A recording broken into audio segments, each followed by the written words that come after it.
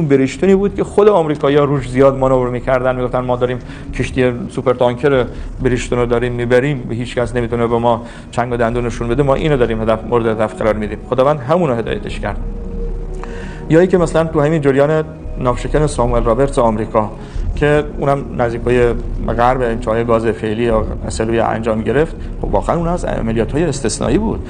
تا قبل از اینکه ناوشکن ساموئل رابرتس با مین برخورد بکنه همه صحبتایی بود، اونا بیشتر ما رو متهم می‌کردن که شما همش دارید کشتی تجاری رو می‌زنید. ولی وقتی این اتفاق برای ناوشکن ساموئل رابرتس آمریکا افتاد و با اون مفتضح شد آمریکا داخل خلیج فارس و اگه واقعا این داگ سیارش رو به جونش نمی‌رسید اصلا این ناوشکن داشت غرق می‌شد.